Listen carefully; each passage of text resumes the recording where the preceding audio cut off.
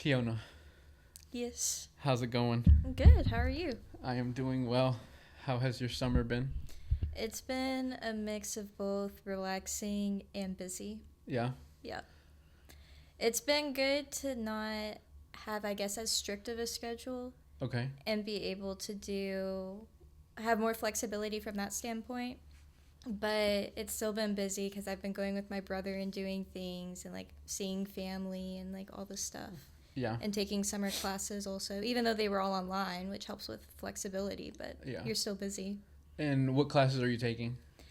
So for the summer, I took federal government, intro to humanities, and intro to advertising. Okay. And I think a good place to start is how successful you are. And I guess in my eyes, like in regards to like the things you've accomplished and what you're doing now. So I have a couple of titles I'm gonna rattle off. Okay. Texas State Champion, dance instructor, president of the podcast club at Northwest Vista College, current NVC student majoring in mass communication. You plan to transfer to Texas Tech, and you're on pace to graduate with an associate's within 1 year. Mm-hmm. How do we do that? Sometimes I question the same thing myself. Yeah. I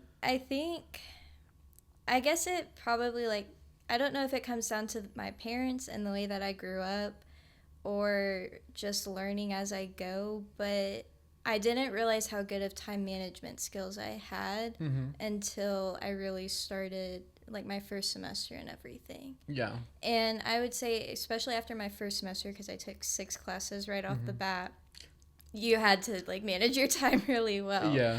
And I guess that's what it comes down to. But honestly, I question the same thing of how I'm able to do all of it sometimes. Yeah, I guess once you're in it and you're doing it and you have a vision, or I guess you have a direction in which you're going, it probably makes it a lot easier to stay on track. But yeah, I mean, like you said, I think time management and scheduling things is paramount. Yeah, and I think it's also part of the way that I set my goals. I have one big goal that I'm going towards, but then I do little goals that I know I can accomplish. What's the big goal? So, right now, my big goal is to transfer to Texas Tech and get my bachelor's. Okay. That's right now what my big goal is. In mass comm. And, well, whenever I transfer, it'll be digital media and professional communication. Right now, it's mass comm. But when I get there, I may end up switching my major once I get there, because they have a mass comm major and then they have an advertising major in different. Okay. So when I get there, I may end up switching, but right now I'm wanting to go into their digital media and professional communications, and it has a lot of mass comm elements that are in it, which I think is part of what interests me so much. But that's right now my big goal. So, to get to that goal, I'm okay, I want to get my associates, and I want to try to get A's in all my classes the best I can for scholarships. Yeah. Different little goals like that of, okay, let me look at just this one class right now. What can I do to be the best in this class? Okay, now let me look at the other classes that I'm taking. Yeah. To help me get to that goal. Yeah. And that's how it becomes achievable. Yes. Ultimately, you set the cast out wide for the big goal, and you're okay, this is ultimately the destination. It makes it so much easier to break that down. Yes. How am I going to get there? Yes. What are the daily tasks, the mindset I have to have, the discipline and the scheduling that I need to put in place to make that happen. And like you said, that time management of being able to look at your schedule and be okay, well, I need this many classes, which is going to require this amount of time of studying, which is going to require this amount of time within a week dedicated to school. Now, how do I work the rest of my life around that? Yes. Yeah. Yeah. Yeah. And do you feel do you feel like, because you said you were homeschooled. Yeah, growing up, I went to public school till 3rd grade, but I don't feel like that necessarily counts it for doesn't much. count. No, to be honest, if you didn't go to public school in high school, it really doesn't count. Yeah. Because that's really where like schooling, The public school. Yeah, like Yeah. it'll mold you or ultimately give you the experiences that, you know, take you on to like be like, oh yeah, I went to public school, you know. Yeah. But yeah, 3rd grade is. Yeah, I don't feel like that really counts. I just say I was homeschooled. Yeah. Which, well, I was majority homeschooled. Yeah. So. Yeah. And do you feel like, because I guess I wasn't homeschooled. So talk to me, what's that like in the sense that there's a lot of, I guess, responsibility on you or the parent to get the work done. Yeah. Because you're not going to a campus or you're not going into a classroom, you know what I mean? And there's not parameters in place to make sure that you're completing assignments within a timely fashion, you know? Yeah. So like for me, when I would go to school or I had stuff I needed to do, there was a teacher to tell me, hey, this is due at this time. These are the assignments. And if you don't do it, this is going to be your grade. Yeah. Whereas like, I would assume that's completely different for you. Yeah, it was. And you'll see with homeschoolers that there's kind of different types because like everybody's kind of on their own and they're doing it their own way. Some people go with fully online programs. We didn't. We did mostly by book. And you'll see some homeschoolers also, they pick one curriculum for all of their subjects. Okay. We pick and chose and tried out different curriculums. So like my math curriculum was completely different from my like writing curriculum and English curriculum. And my brother and I, like we even like for some of our subjects had different curriculums that we used because we learned better. And that's, I think, part of like the biggest thing with homeschooling is you're figuring out how you learn and figuring out the best way that you learn. Yeah.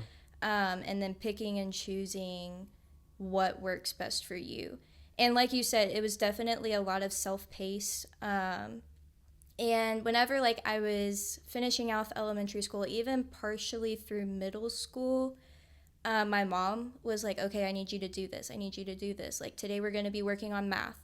And like there would be days where I would just be doing math and like I would be done by lunch. Okay. And then I would have the rest of the afternoon to do whatever I wanted. And then some days I'd be doing everything and sometimes I would be doing it in between like my dance schedule or I would be going somewhere and I'm like, let me take my math homework with me while I'm in the car or something. But then once I started getting older, like 7th grade and up, my mom was like, okay, now you're on your own. Like you're going to have to like, I'll give you all this stuff, but it's completely like on your own pace. So I had to be like, okay, here's everything that I need to do. And I need to make sure that I do all of it. Which you'll see some homeschoolers that do it that way. You'll see some where they have, especially if they pick a curriculum for everything or a program, they have set deadlines. We didn't pick that way for us. And so it was more self-paced, self-motivated. And that may be part of like also what's helped me now in college of being able to manage my time. Yeah. Because I had to learn how to do that. Because after the 7th grade, like you said, your mom's like, hey, it's on you. Yeah. Yeah. Like it's your responsibility. Yeah. Make sure that you're on top of your stuff. And there's a level of autonomy that you got to take, you know, to ultimately, you know, complete these classes and figure it out, you know? Yeah. And I think I'm a huge advocate for homeschooling. Yeah. I loved it. Yeah.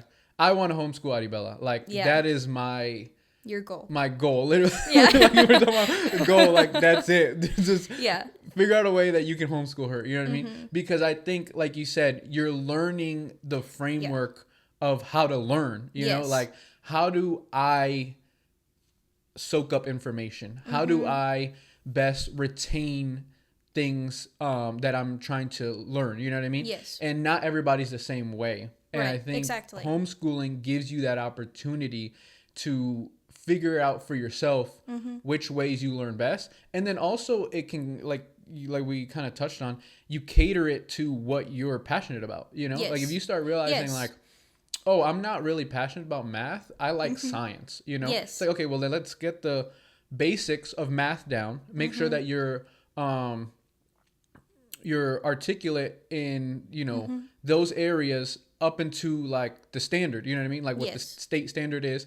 And then we'll focus more on science or reading Mm-hmm. or art and things that you're more passionate about.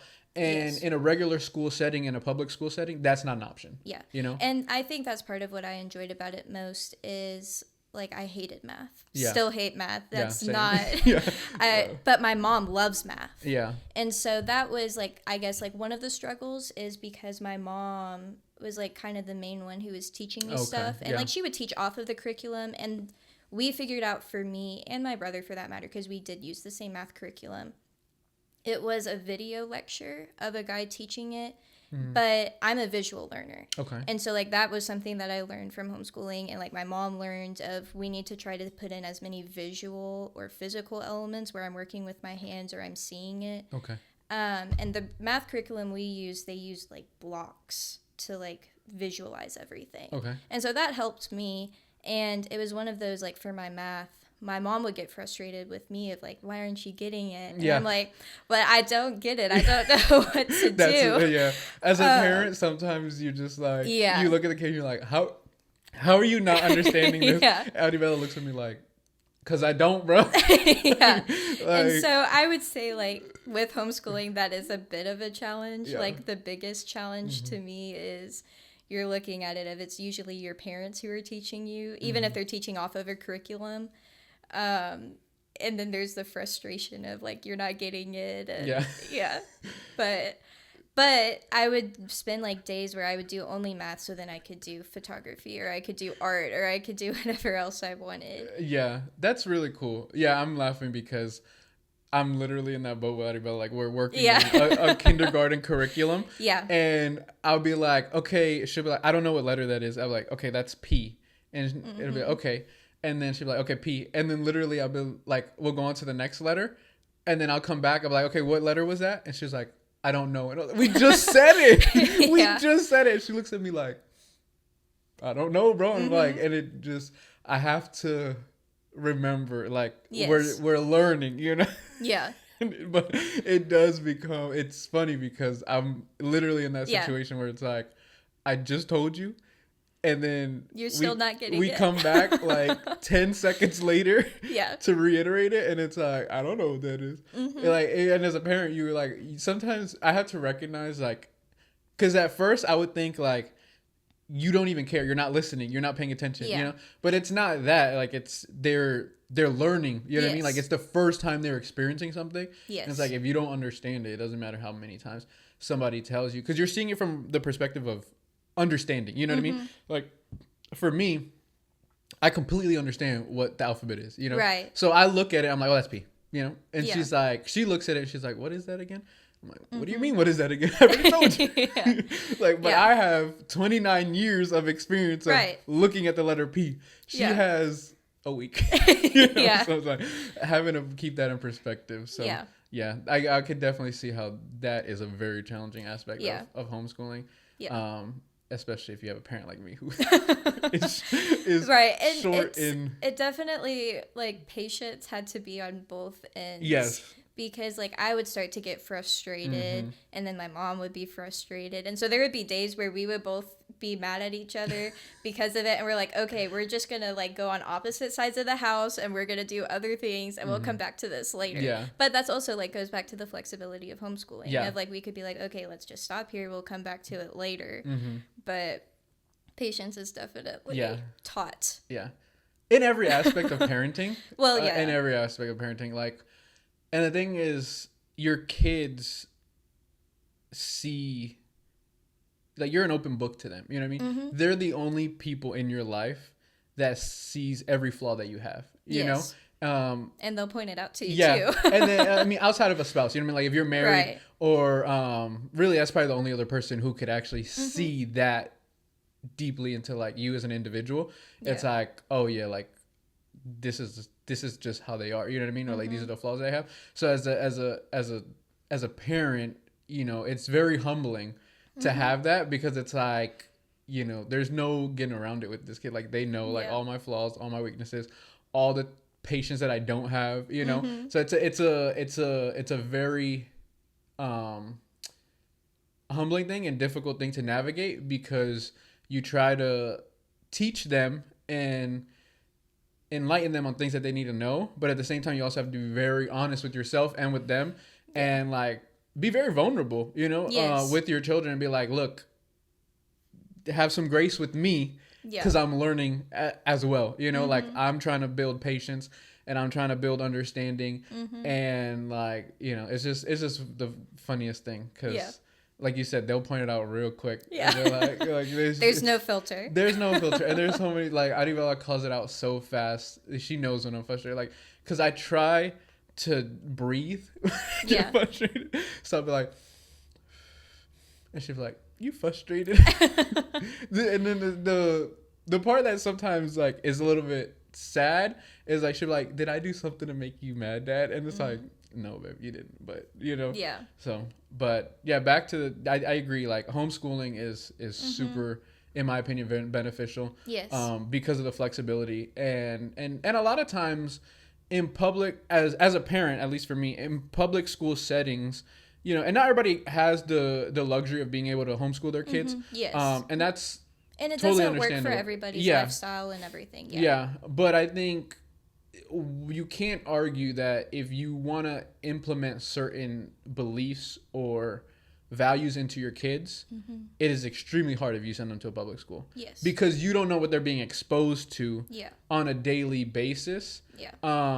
And some of it you might not agree with. Some of it you might feel like is not age appropriate. And it's out of your control, you know? Yes. So I think, like, if you can set parameters, you know what I mean, homeschool, set some parameters to where, you know, you're teaching your child things that you want them to know at an age appropriate level, and then also as they get older, loosening up that leash little by little, so that way they can, you know, like your mom did, you know, as you got older, it's like, hey, you got to figure it out now. Like the onus is going to be on you, the responsibility is going to be on you, because at some point I'm not going to be able to walk with you in every aspect of your life. Right. Which seems to have definitely benefited you. Yes, I feel like it's going into college. Me. Yeah. Yeah. Yeah. So let's talk about something that you've been doing for a long time and passionate about, dancing. Yes. What kind of dance styles have you been, like, performing in or associated with throughout your life? Yeah, so I started dancing, I think, when I was 6 years old. Okay. I started off with just tap and ballet, and then slowly I started adding in other styles. So I added in jazz, contemporary, hip hop.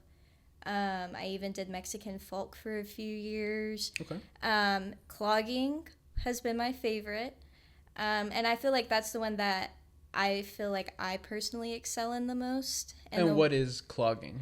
So the best way I describe clogging is it's like, imagine tap dance, Irish step, and square dance, all like put in a blender and mixed into one thing. Okay. And is that sorry to interrupt, is that you're good. Native, or like just something that mainly happens here in Texas? Because I was raised in Florida and I've never heard of it.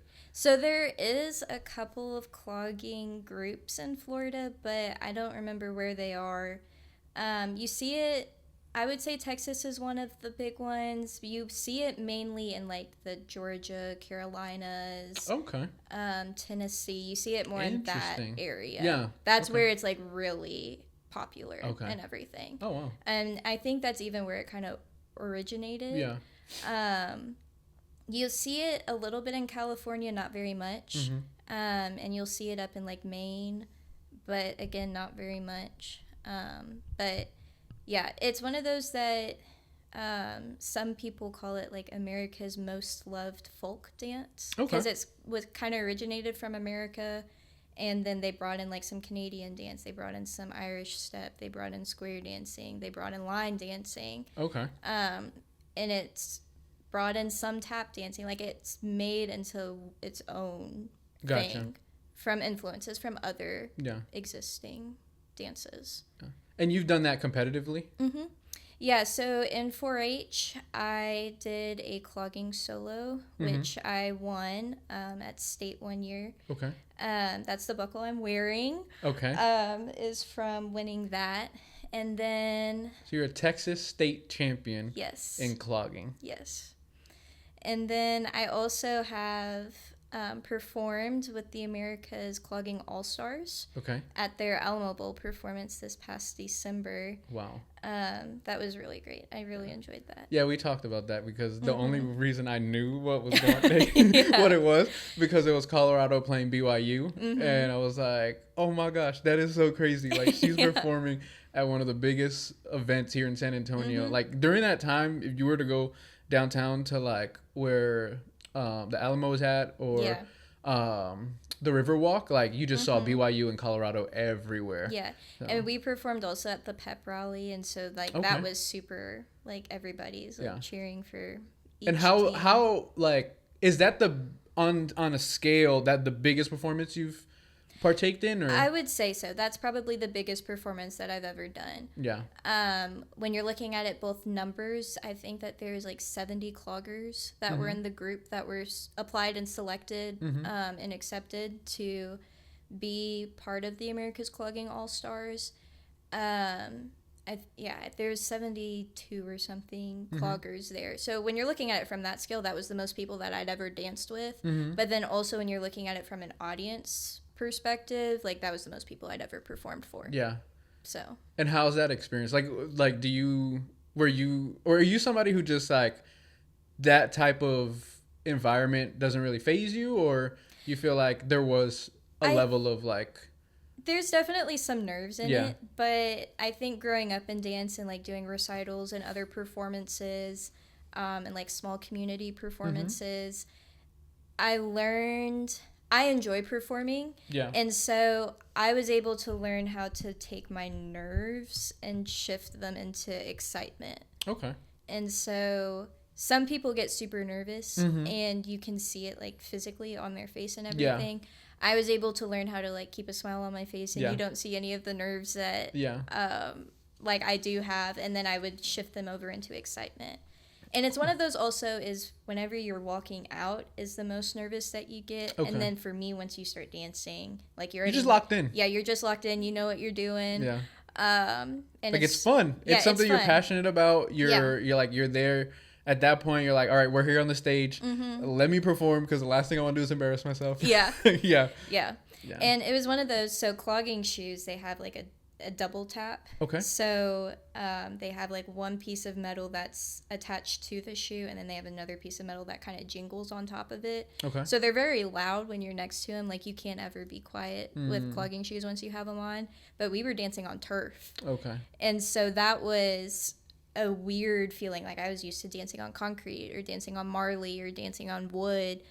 I'd never danced on turf before. Okay. And so we practiced the morning of, I think, is when we practiced on the field and everything. But that was a weird experience. Like it was slick, but also would like get stuck in your shoes while you're doing it. Because they have that double tap. Gotcha. And so it was one of those that sometimes you'd feel like you were about to fall from the slickness and the grippiness of the turf at the same time. Yeah, that's one of those things where like as a performer you're like, okay, I really need to be mindful right now because I'm not trying to. Yeah, and like that's also like one of those things is people get nervous because of that if they're dancing on.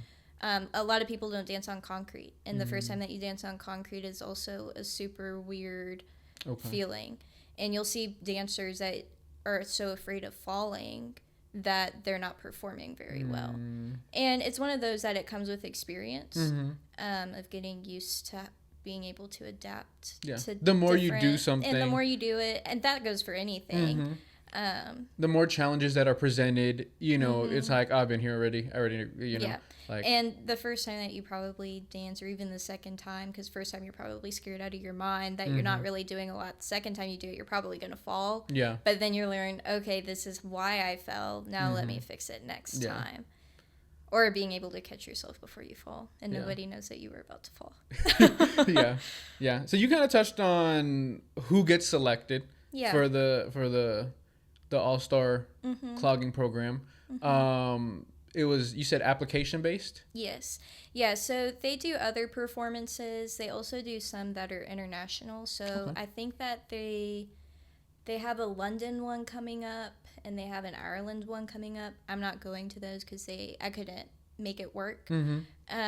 But it's application based off of each performance. Okay. So you would apply for each performance.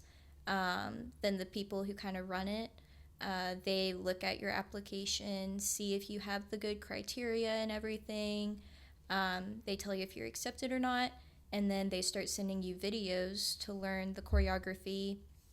And then from there, you all get together a few days before the trip. And that, with 72 something dancers, that was probably the most difficult part, is we had never danced before together. Mm-hmm. We had all learned the choreography. We got together a couple weeks before, learned where we were moving Okay. and the formations, and then got together the week of the trip and did it in a hotel conference room, which is not as big as a football field. And so that, I would say, is challenging, but again, goes to the experience and being able to adapt. Okay. But cool. yeah. Awesome. And you were saying 4-H. 4-H is a Texas program, or? So it's a national and even international program, but you see it based more off of each state. Okay. Each state kind of has its own individual way that they run 4-H. So 4-H, to kind of explain what it is a nonprofit youth organization. So it's for 3rd grade through 12th grade. And you can be involved younger than that, like from kindergarten up until 3rd grade. And you can continue to volunteer once you've graduated from high school. But it focuses on trying to teach youth leadership skills, citizenship skills, finding where their interests are, and going with those passions. Okay. So I did some clogging with 4-H. I also did photography. I was a photography ambassador. I did shooting sports with rifle and archery. I did multiple other little projects here and there, like fashion, so learning how to sew and stuff like that. Even like robotics goes into it. Wow. Okay. Food, cooking, consumer education. So they have a lot of avenues. A lot of avenues. Okay. And that, I think, like, I encourage everybody to get involved. Yeah, in it 4-H. sounds extremely beneficial for somebody who's young, trying to experience things and ultimately like figure out what they're passionate about, you know, and to have potentially like people who are older than you and maybe a little bit more experience to come beside you and like take on a mentorship role and guide you through the program. Yes. Yeah. Yeah. That's super cool. I love 4-H. Yeah. And I still volunteer now. Yeah. So I think it's a great program. Awesome. Yeah. I know we were talking earlier about your brother. Yes. Is he a part of 4-H as well? Yes, he is. Because all I've seen this summer is my man's like competing and like kicking ass. Yeah. Like he's been like just doing great things over the summer. Yeah. So. He's been excelling, especially over this summer. Yeah. Some of those were 4-H. And he has a very unique name. Yeah. Say it because I don't want to mess it up. Mathan. It's in chapter Matthew of the Bible. Yes. Yeah. That part of the genealogy that you just skip over. Everybody skips over it. Yeah, everybody skips over it. His name's in there. It's like Chronicles is the same way. I don't know if you ever me too. Yeah, I just skip over it. Okay, read a verse or two and you skip over everything. Like, dude, I'm seminary school right now. I'm not out here trying to prove to somebody the genealogy of Jesus at the moment. I'm skipping this. Yeah. If somebody if I gotta get into a debate, then I'll go ahead and brush up. Yeah. But unless that's happening, I'm good. Yeah, but it's in that part of Matthew that everybody just skips over. Okay. Yeah. All right. So continue. What was? So yeah, he did a couple of 4-H competitions this summer. He also did some that are outside of 4-H. He really enjoys natural resources and shooting sports. Okay. Those are the passions that he's found through 4-H. Nice. So his biggest passion is archery. Okay. And so in 4-H, there's 2 weeks that they call state games. The first week is like muzzleloader, rifle, shotgun. They call it hunting and wildlife, so it's kind of like tests and knowledge based off of like wildlife and hunting based knowledge. They even have like a compassing thing where they give them a piece of paper with directions and they have to compass it. Like they just have like a list of like places that they're supposed to be and they have to compass it. That's crazy to me. Like I can't do that. They just have to like use the map and then use the compass and get to location. Yeah, well, it's not even a map. It's just a list of coordinates that they have to stop at. Yeah, so they have to compass, like walking like with the compass of I got to go 5 feet, and they have to judge like in their mind how much 5 feet is. Wow. Or whatever. Yeah, it's crazy. I couldn't do that. Yeah, so during the apocalypse, I'm having him on my team. We've joked about it. He's the one that we need with us if there's an apocalypse or anything going on. Yeah, for sure. Yeah, because I could never. But yeah, he did that first week. Then the second week is all archery. And he went home. First week, he did 28 events total. And he went home with a reserve champion and like 9 medals or 11 medals. Nice. And then the second week, which is all archery, he also went home with the reserve champion and a medal in all but one of the events that he did. He did a total of like 30 something events. Wow. And that's with 4-H. Then this past weekend, there's a Texas archery organization that he went to. He got shooter of the year in his age category. He got a buckle for it. The kid's got more buckles than me now. But he's super proud of himself. He worked really hard. They had to shoot like 5 events, and those scores had to all tally up. And we were looking at all the scores of all the age categories and everything, even in the adult pro level, and his score was as good, if not better, than everybody else that won shooter of the year in their categories. That's awesome. Yeah. And Mathan. Remember that name. Mathan. You're going to see his name someplace up on a big banner or something. On magazine covers. Yeah. Putting in work. Yeah. Attaboy. Yeah, I'm super proud of him. And I mean, I'm his older sister, so I've been with him his whole growing up and everything. So it's one of those that I'm super proud of him. He's worked really hard. And seeing, like, he just turned 15 this summer, so has so much more growth. So much more growth. Yeah. Yeah. That's awesome. Yeah. That's super cool. He's your only other sibling? Or, like, your only sibling? Yeah. Yeah. Being the oldest, or... What do you feel? Do you feel like it comes with a lot of responsibility? Because I was the oldest in my family, and I don't think my grandma did this on purpose. Right. Or my family. Well, I'm not gonna. My grandma was a little different, but I don't think my family did this on purpose. But I'm the oldest cousin, the oldest sibling. Yeah. On both sides of the family. I'm like that on one side of the family. So there was a lot of, hey, you need to set the example. You need to be the one that everybody looks up to. And as a little kid, I'm just like, can I just be a kid? Can I just be a kid? Yeah. You know, like growing up, and I didn't realize this when I was young, but I realized it now that I'm an adult. I was like, wow, there was a lot of expectation. And I think like a lot of that kind of formed my self-image of myself at times. Cause I'm like, dude, I feel like I'm letting everybody down. Yeah. Because I make mistakes or I do something wrong, and it's like it's heightened because everybody else is like, oh, you're the oldest, you're supposed to set the example.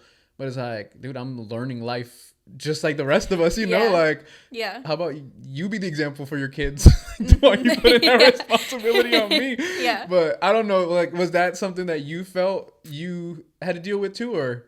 Yeah, and like for you, it was definitely like double increase because it's like that on both sides of the family. I'm like that on one side of the family.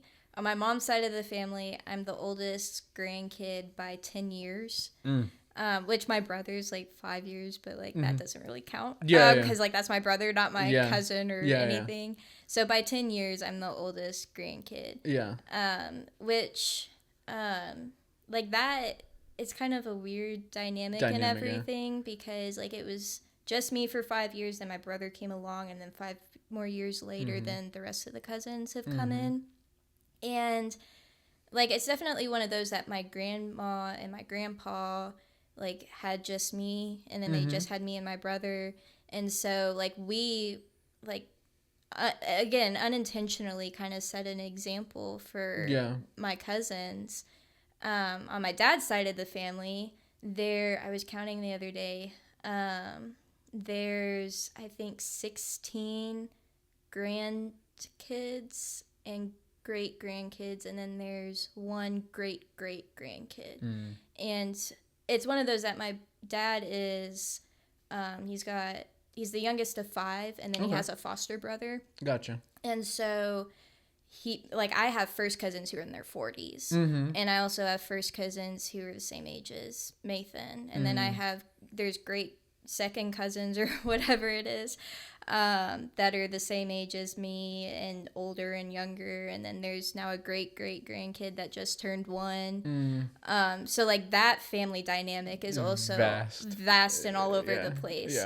And so like having first cousins that are in their 40s is like they set an example before me, but then there's like age gaps in there that then an example has been reset, where I feel like I've on my dad's side of the family still been made as an example about like how to do stuff, because there has to be like somebody new like in the different generations, I guess. I don't know. But yeah, it's one of those that I do feel like there were expectations and pressures that were put on me, but it's one of those that I feel like my parents kind of, they offset them from the standpoint of you are still a kid, you are still learning, don't put too much pressure on yourself. But it's healthy. Yeah, it was a healthy expectation. Yeah. And so I think that helped. And if my grandparents like got out of line, or like my aunts or uncles did, in their eyes, my parents' eyes anyways, then they would like politely tell them like, hey, like back off on. Yeah. Like let her live her life and figure it out. Like she's gonna make mistakes. Let her make mistakes, figure it out, and move forward. But that's very.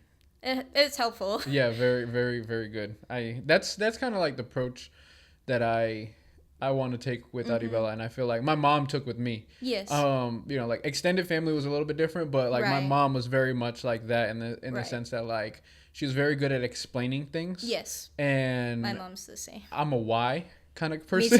Me too. So it's like, yeah, my mom and I were talking about it the other day. She's like, Keona would always ask questions. Like you always had to explain to her why we were doing whatever we were doing. Yeah. And usually I felt like growing up, you're a little curious, want to know some stuff. Right. Yeah, there's nothing wrong with that. But yeah, like a lot of times, but my mom did a great job of explaining things. She was very good at being like, you know, hey, the reason we don't do that is because of this. Or if you do that, these are going to be the consequences or the expectations. You know, this is what's going to follow up, you know. She did a great job of that, and I'm very grateful that as I got older, I started realizing that.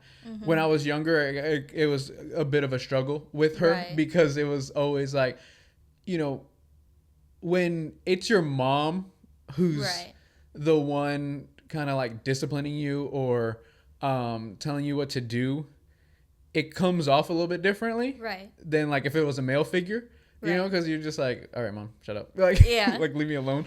Yeah. But yeah, so like, but as I got older, I caught myself constantly like calling her, be like, hey, you were right about that. You know, I should have took your advice. You know? And it's one of those as I've gotten older, it's when you're growing up, you don't realize how much. I never realized how much my mom like really put into it and like be mindful about how she raised me and my brother.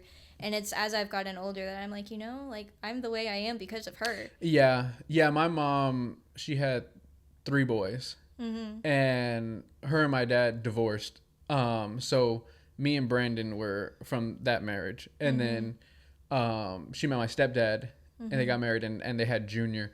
And she raised us 3 and my stepdad raised us 2. He was a lot more aggressive and his way of parenting was like my way or the highway. Like, you're doing it this way because I told you a to. more traditional perspective. Yeah, well, traditional to Hispanic standards for sure. Yeah. Yeah, and looking back at it now, I can totally understand. Yes. Like, I can see where he was coming from because he went to prison at a young age. Yeah. So he wanted to make sure that y'all didn't follow basically his biggest thing, and as an adult you see that now. You know, when you're young you don't see that. You're like, dude, why are you being such an asshole? Like, why are you being so aggressive? You know what I mean? Like, it just makes no sense. But as I got older, I realized, like, he just doesn't want us to go through the same problems he went through. Right. He doesn't know any other way of communicating this besides, like, being tough on us and making sure we make no mistakes. Because to him, it's like a mistake cost him years. You know what I mean? Right. Whereas, like, my mom took a more, I guess you could say, motherly approach. You know, very nurturing and very patient and ultimately try to explain things.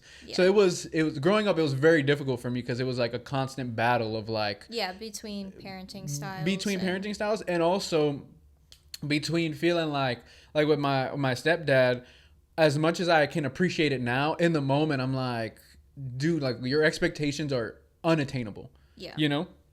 And then having to wrestle that of, like, you know, like, I'm never gonna live up to his expectations. And then I have my mom on the other hand who's like, no, like, just continue to move forward, continue to work. You know, you're gonna make mistakes, you're gonna fail, you're just gonna have to, you know, deal with the consequences, whatever that may be, and then ultimately, you know, do your best to learn from them, but also realize that, you know, think before you make a decision because it's going to have a consequence. Right. Whether good or bad, it's going to have one. Yes. And you want them to ultimately be more beneficial than negative. So yeah, it was a very interesting dynamic because, like I said, you just have the style was just so different. Yeah. And as a boy growing up, you just, sometimes it just becomes very, and it's one of those that, like, when you're growing up in it, you don't realize, like, what they're trying to do or how they're trying to do it. And it's as you get older and you're looking back of, that makes sense now. Because they have the foresight, you know, they realize the little tendencies that you have that could potentially be detrimental, you know. They're like, I see this bad habit building, and if it continues, it can lead to this. Yeah. Because they have that foresight. You don't. You're just like, that's just one bad decision. It's not going to be that big of a deal, you know? Yeah. But, yeah. So, that's cool. I'm glad. I think you're a great older sister. And I think, I try to be. Yeah. I think Maitland 100% has a great example and somebody to really kind of, like, rely on and also, you know, glean from, you know? Because now he can ultimately, you know, if he has challenges or whatever, he can come to you. And you also like, you know, you're doing phenomenal things as well. So it's like, I'm sure you're inspiring him while he's inspiring you. Right. Unfortunately, Brandon didn't have that. Sorry, Brandon. Brandon just had to figure it all out. He was like, basically what I did for Brandon was I gave him the blueprint of what not to do. He was like, not gonna do that. Chris he paved the way, like, make all the mistakes, and now I can come in and, like, flourish. Yeah. So, but they both get to the same destination, I guess. Yeah. Well, I think also being the oldest is hard because you're your parents' first kid too. Yeah. Of, like, they're trying to figure out how to parent at the same time that you're trying to figure out how to grow up. Yeah. That I think that it also kind of makes it easier for the younger sibling anyways. Yeah. Because your parents have figured out the mistakes that they made parenting. And Yeah, I think every age, whether you're the older sibling, the younger sibling, the middle child, you know, as a parent, being a first-time parent, like, there's so many dynamics that go into it, and there's so many lessons to be learned. Yeah, it's very, very interesting. Let's talk about, you are now the president of the podcast club. I am. How do you feel about that? I'm excited, a little bit nervous. Yeah. Like, there's definitely some nerves in there, but I'm mostly excited. Yeah. I'm excited for the opportunity, and I'm happy that I even got to have the opportunity, because I I didn't necessarily see it coming. Like, I was sitting there, like, I knew that Robert was going to be graduating. I knew Dane was going to be graduating. I'm like, I wonder what's going to happen. And then we started, like, it had to come up in the club and everything of, we're looking at, like, something has to keep it going. Yeah.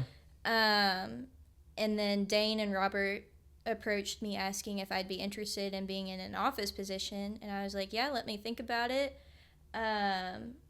I'll consider it. And the conversation came up a few more times. And then the question finally came up of, are you willing to be president? Yeah. And it was one of those that I was like, had to sit back and think for a minute. I'm like, no, I think I am willing to be president. Yeah. Like, it's one of those that I got involved in the podcast club my first semester.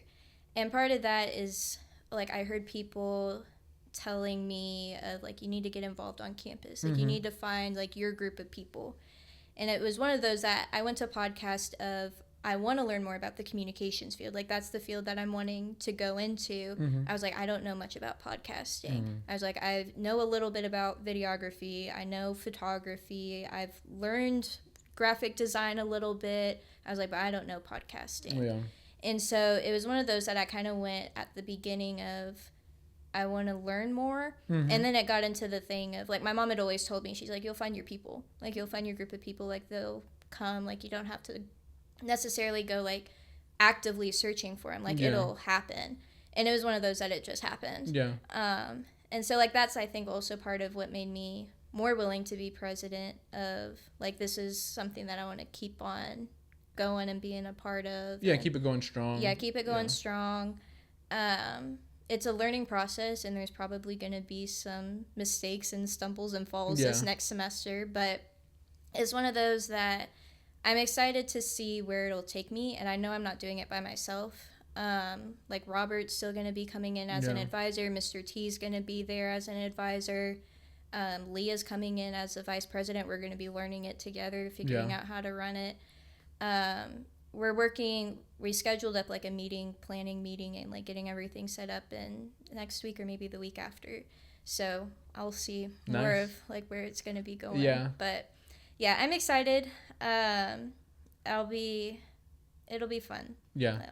Yeah. Yeah. It's definitely, like you said, a challenge, a good experience. And I think there's nobody better to basically be the follow-up to Robert, because Robert was a great president. Yeah, he was. And you know, I'm gonna have him on the pod in a couple weeks. Yeah, I wanted to have him last week because he had a film preview in the San Antonio Film Festival. It's kind of late, so you can't go see it. But on the Sunday that just passed, it was in competition. He was nominated for potential, like, best short in the San Antonio Film Festival. So it was really cool. Yeah. I wanted to have him on and kind of, like, talk about it. But he can still do a post follow-up on it. Yeah, basically that's what we're gonna do in a couple weeks.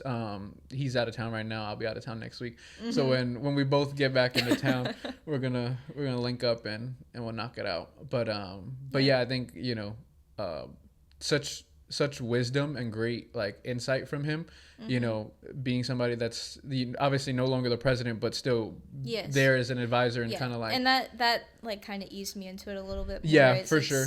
Which you got to think of it too is, like, Robert and Dane went into it, and the former and first president and vice president graduated and left. Like, they had nobody. Yeah. And so I'm like, at least I have somebody that I can be like, okay, how did you do this, or what did it feel like, and then be able to move forward. Yeah. But yeah, that's awesome. Yeah, I think those are going to be some great resources. And I think the upcoming semester is going to be busy, because you have 5 classes this semester coming up. 5 classes, which one of those is a science class, so it also has a lab with it. Okay. So, like, it gives you an extra hour. So instead of 15 credit hours, I think I have 16 credit hours that I'll be doing. So yeah, managing 5 classes, podcast club. I have an internship now with the student life office. Okay. So managing that, and then also, like, part-time job as a dance teacher. is one of those that it's just juggling everything. Yeah, it's that scheduling. Yeah, and going back to time management. Yeah, exactly. Yeah. Because when do you eat? Yeah. Well, it's one of those that, like, sometimes I just take a protein drink with me and we go with it. Yeah. Just, I guess I'm fasting today. Yeah. Yeah. Yeah. Yeah, I think, so, like I had mentioned earlier, you're on track to graduate with your associate's degree. Yes. In 1 year. Yes. You started in fall of 2024. Mm-hmm. And by the end of this year, fall 2025, you will have an associate's degree. Yeah. What, for somebody listening to this and it is realizing like, oh, okay, it can be done, and aspires to do that, what would be something that you advise them? Definitely look at what you feel like you can accomplish. So, like, my first semester, I mostly took just intro classes, and I took the easiest classes that I could take because it was my first semester, and I wanted to do 6 classes because I wanted to try to get as close to my associates as I could.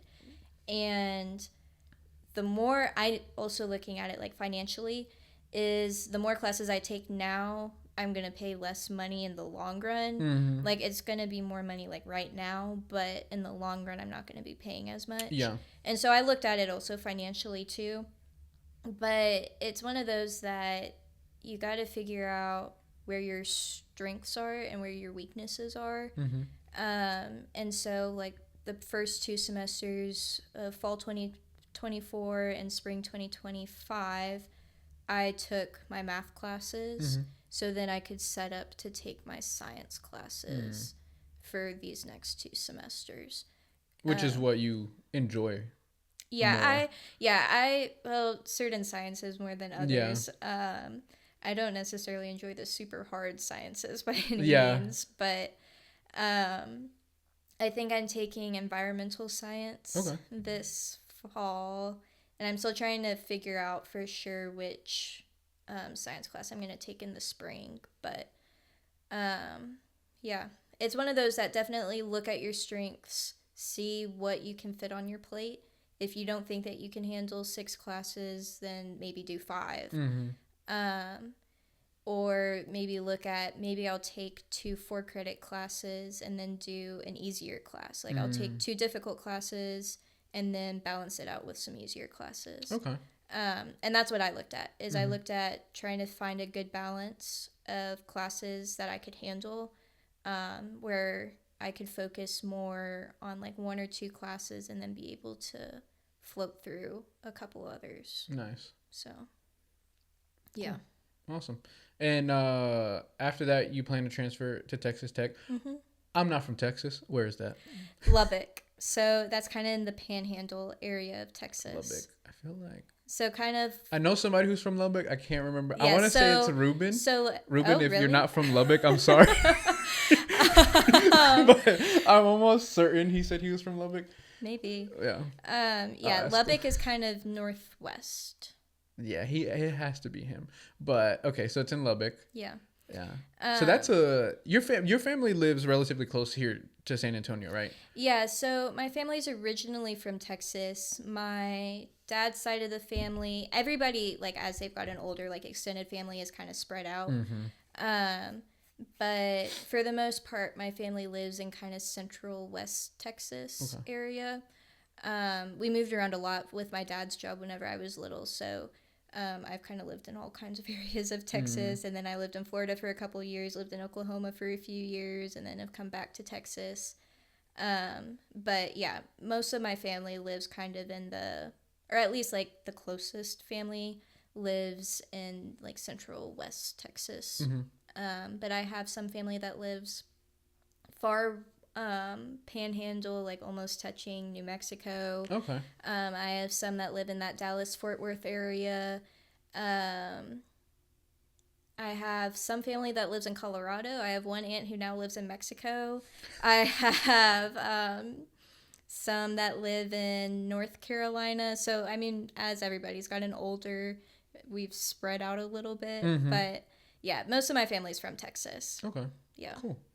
Yeah. Do you feel like being up in Lubbock when your like immediate family lives here in like the San Antonio area is going to be a difficult transition? It's going to be difficult, and it's probably my brother is going to be the most difficult part of it, because he's going into his freshman year of high school this year. Yeah. So it'll be his junior and senior year of high school that I won't be here for. Okay, yeah. But like whenever we've talked and looked about it, like there's some archery shoots that are up in that Lubbock area. Nice. So like they can come, and they haven't gone to those before as much because they're further out. But if I'm there, then that makes it a little bit easier. More palatable. Yeah, more palatable. Like they could, like we're looking at like trying to get me like a small house or something that like has a guest room or 2 guest rooms, and that'll allow them to be able to come in and stay with me and be able to see me a little bit, and I'll be able to see them. And then it's one of those also of looking at it of like my school schedule is like my first semester, I may not put in as many classes. So then I have more flexibility to be able to come back here if I want to. Okay. Or even like go halfway and go to my grandparents or go to an aunt's house or something. Yeah. So. Nice. Yeah.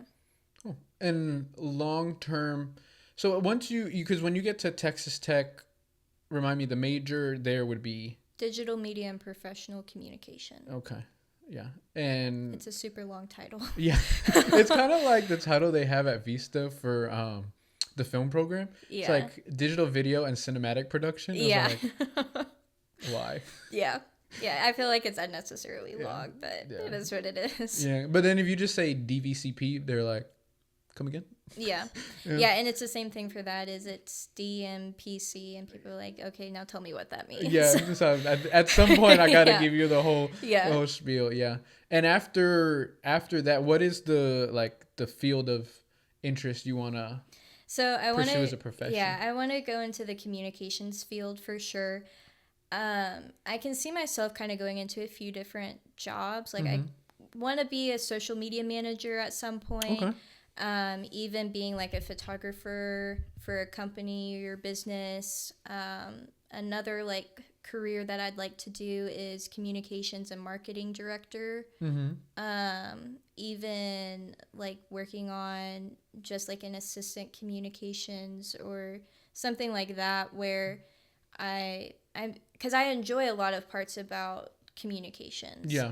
And so that's part of why I feel like it's a solid career choice for me. I mean, it's the most important thing in life, to be honest. Yeah. If you can't communicate the message you're trying to send, there's so many, whether it's a relationship, whether it's a corporation, whether it's a parent, you know, you communications is going to be with us forever. Yeah. And so it's not one of those that I'm like, oh, am I going to have a job in 10 years? Yeah. Like, is the job still going to be here? It just switches. Yeah, you know what I mean? Yeah, and it's one of those that like I can see myself being in that career and in those various jobs throughout my time in my future. So nice. Yeah, that's super cool. Yeah, I think everything you've done up until this point has been successful. I'm almost 100% sure that'll continue to flourish. Thank you. So I'm super excited to see where it goes. Yeah, me too. And we're back. All right. I think ultimately this last part,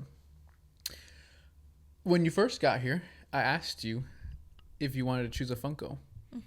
And you chose Captain Carter. I did. Would you like to tell us why? So I've grown up as a big Marvel fan. Okay. Like ever since I was little. Like my brother and I, which my mom is also a Marvel fan, so that made it easy too. But my brother and I grew up like watching all the cartoons and like all the TV shows, and then like as the MCU movies like came out and everything, like we've watched most of them. Like there's a few of the recent ones that we haven't watched, but we've seen pretty much all of them. And have you seen the What If series? Yes. Yeah. Yeah. And so, like, we like Captain America. My mom's, like, one of her favorite characters is Captain that's America. why he's right here. I love Captain America. I love Captain America, too. And whenever, like, I don't know if you saw it or not, but there's an Agent Carter TV show. Oh, yes. Yeah. I watched that, which there was only 2 seasons. But, like, I watched that, and I even went as Agent Carter for Halloween one year. Yeah. And then whenever Mathan got older, like, rewatched it again. Like, now that he's older and, like, was mature enough to watch it. And then when the What If series came out, like, we watched those and everything, and Captain Carter's in it. And, like, Peggy Carter's, like, one of my favorite characters overall. Yeah. In the What If series, she's goated, yeah, bro. She like, goes definitely. so hard. Yeah, it's one of those that in the What If series, like, she's definitely my favorite character, hands down. Yeah. Did you watch Multiverse of Madness? That's the Doctor Strange one, right? That's the second one. Yeah, the one with Wanda. Yeah. Yeah.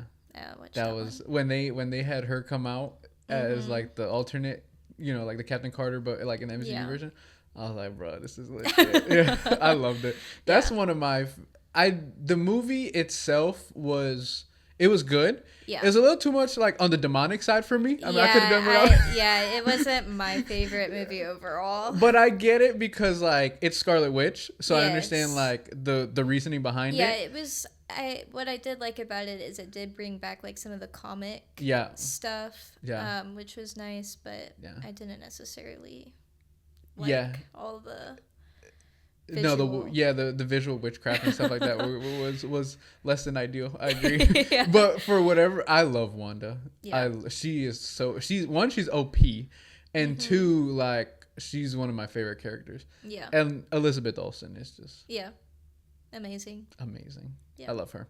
But yeah, Captain Carter is awesome. That's why like every time I do this, I'm gonna give people like I don't have like an infinite option to choose from, so like they gotta choose from what I got. Yeah. But I want to make it a point at the end to like ask why.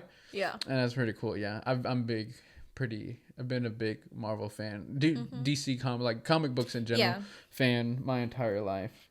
I guess.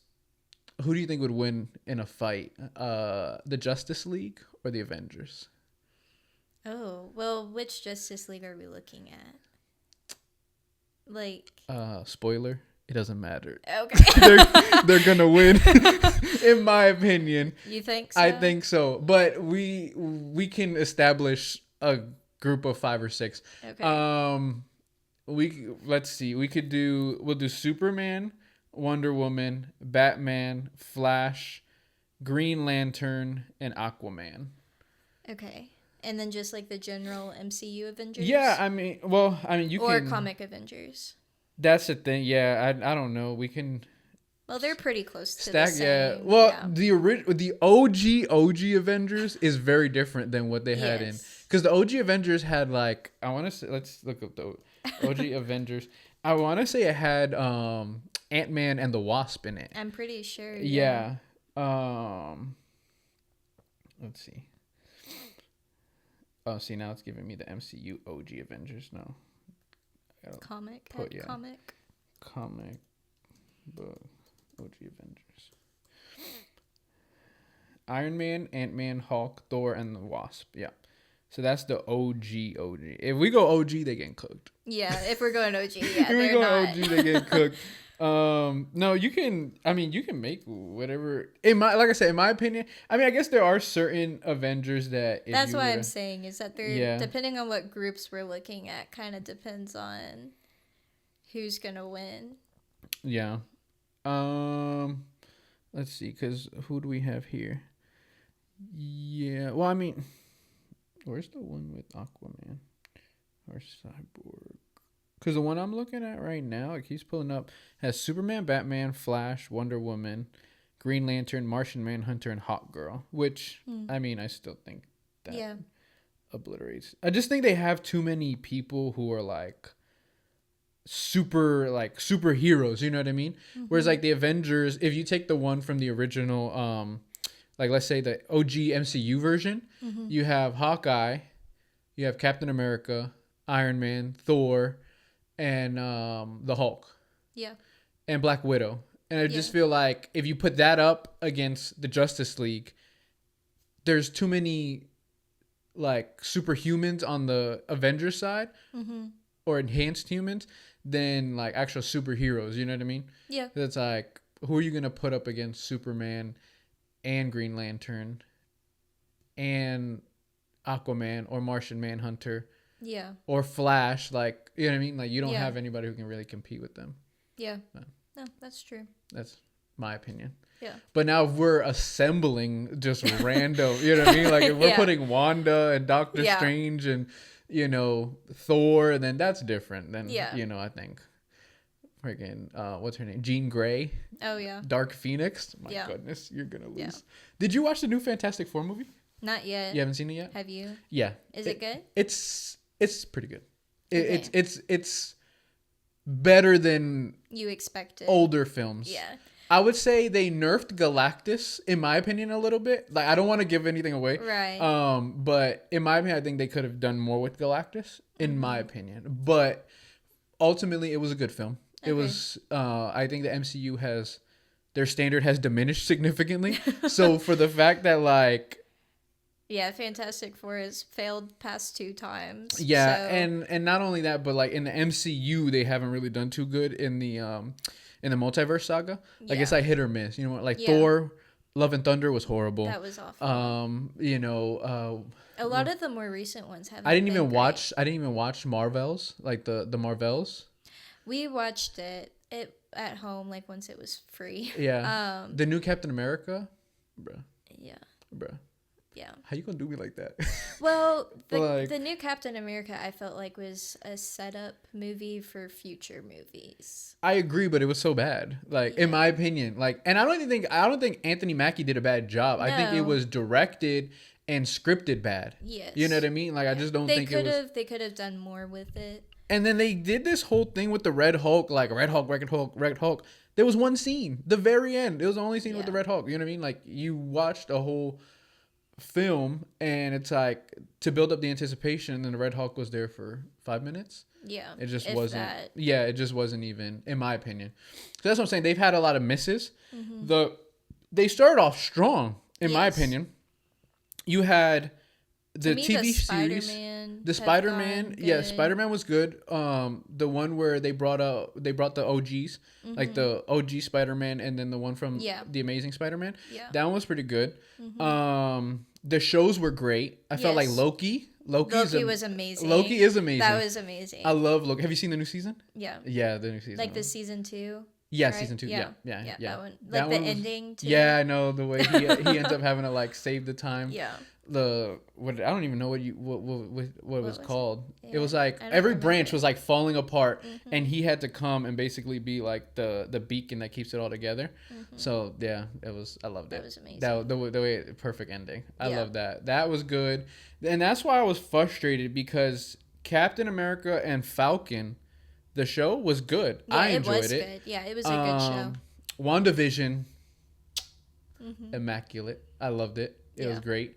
And then the Eternals, I enjoyed. It wasn't bad. I haven't seen that one yet. My mom watched it and she's like, she didn't enjoy it. It didn't, in my opinion, it hasn't done anything to the storyline. Yeah. Like it didn't move the And that's line. The reason I haven't watched it. Is I'm like, until it really has any point, then I'll watch it. But it's not hurting me that I haven't seen it. Yeah, because they brought the Eternals into it. And they haven't done anything with it really, you know what I mean? And they brought Thanos' brother into it in the end credits. Nothing has happened. Yeah. So it really is just like a movie that has potential moving forward, but I think so far the only thing that it's tied into is What If. Yeah. And like I was able to piece together what was going on in What If. Yeah. So, What If was great. I liked What If. Both season 1 and 2 was really good. I thought there were some episodes that weren't ideal, but I liked season 2 better. I think. Yeah. The way they ended season 1 though. That was good. I really liked that. Yeah, me too. Infinity Ultron was crazy, bro. Yeah. That was like, what? That was like a what if scenario. You're like, bro, that was dope. Yeah. Yeah. But and then Shang-Chi. Have you seen Shang-Chi? Shang-Chi was good. That was good. I like that one. I liked it. That one was really good. So yeah, moving forward, did you end up watching Thunderbolts?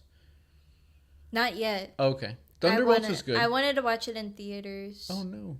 My light died. I wanted to watch it in theaters, but I just never did. Oh, okay. So we're just waiting for it to get up on Disney Plus. Yeah. Thunderbolts was good. Fantastic Four was pretty good. The new Superman movie. I haven't seen it. It's okay. I mean, it doesn't look very good. It wasn't bad. It was shot very well. Okay. James Gunn did a great job. Cinematically, yeah, I like the way it looks. Yeah. The story didn't really resonate with me. And it's also, everybody was saying like it's more of like the hopeful beacon of the world type of Superman. Okay. Give me Henry Cavill, bro. Oh. Give me Injustice Superman, bro. Like I want like a dark Superman, you know what I mean? Yeah. I enjoy that. But like, yeah, so I don't know. Yeah. I thought it wasn't bad though. I think like moving forward, DCU has potential. This was one of their better films, and I will take anything that's moving in the right direction from DC because, like I said, I love DC. I'm a big fan. They just and I've enjoyed DC, but their movies just haven't been... When Marvel drops the Infinity Saga, and you're just putting together like onesie twosie films, I'm just like, bro. Wonder Woman was good. Wonder Woman wasn't bad. Yeah. The Justice League extended version of Zack Snyder's film, the like 4-hour long one, is good if you can watch it. Yeah. The short version, the short version sucks. Yeah. Because there's so many holes in it. Yeah. Like you're just like, what is going on? You have no idea what's going on. Yeah. So it that missed the mark. But yeah, I'm hopeful. We'll see where it goes. Yeah. We'll see where it goes from there. Yeah, I don't know. I guess we'll wrap it up with one last question. So before I got into digital media, I really enjoyed philosophy. I'm gonna ask you a philosophical question. Okay. Let me find it. I don't know if you're familiar with this individual called Immanuel Kant. He was a philosopher. I don't even know when.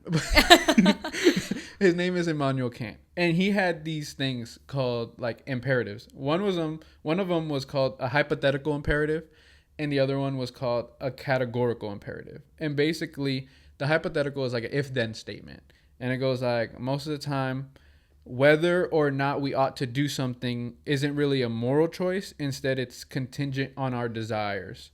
Hypothetically, like, if this happens, then this will be what I do or whatever.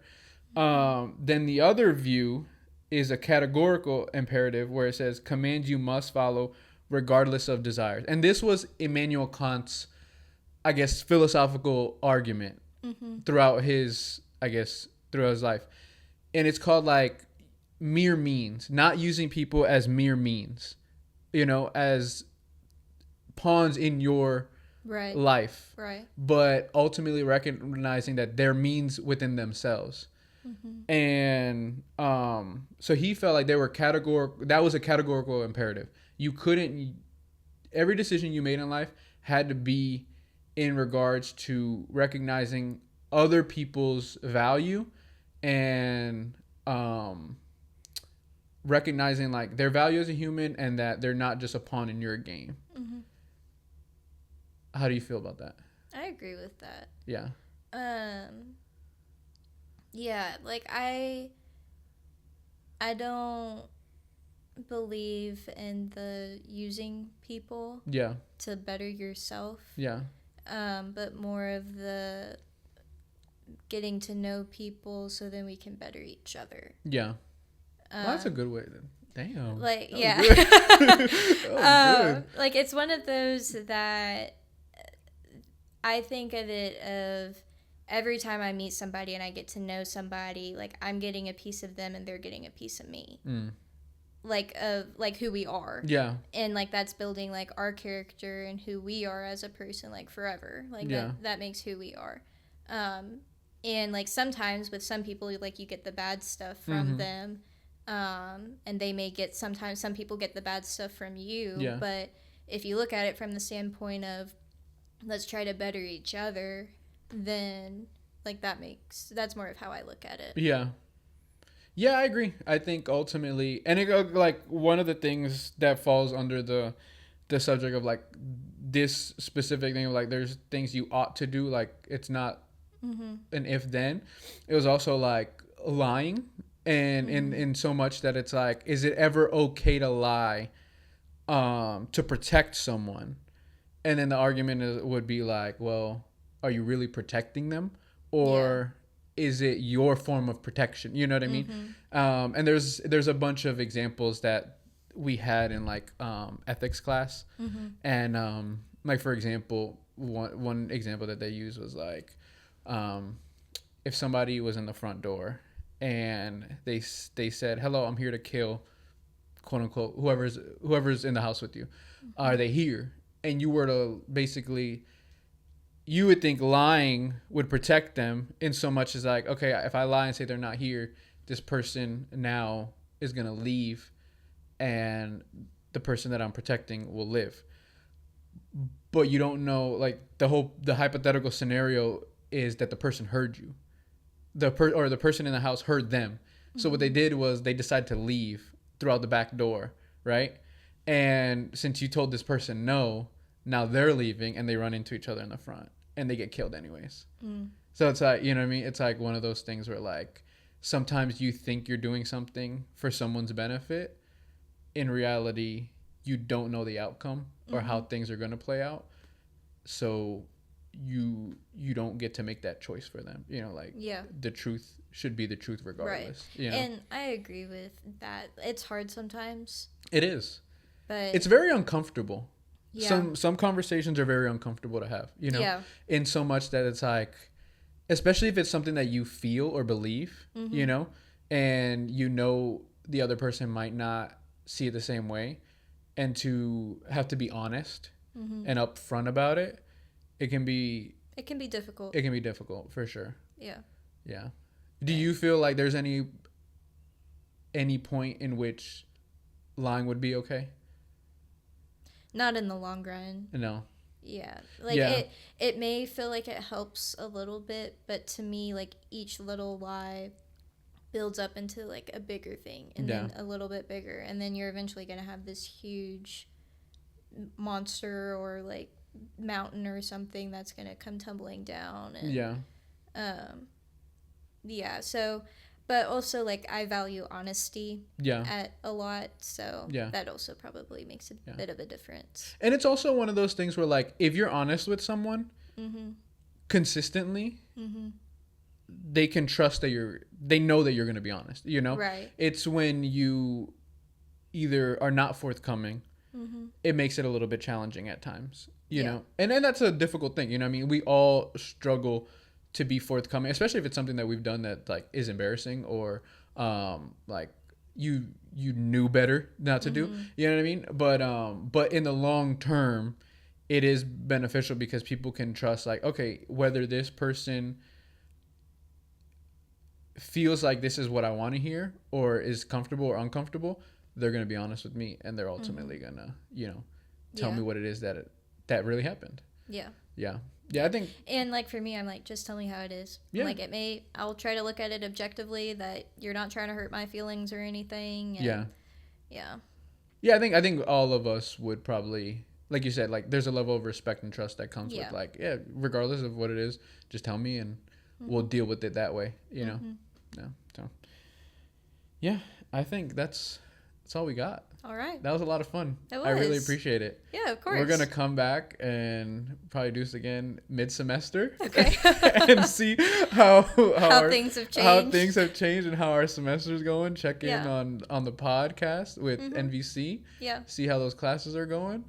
And hopefully we're still keeping it going. Have sanity. Yeah. All right. Thank you so much, Keona. I appreciate it. Yeah, of course.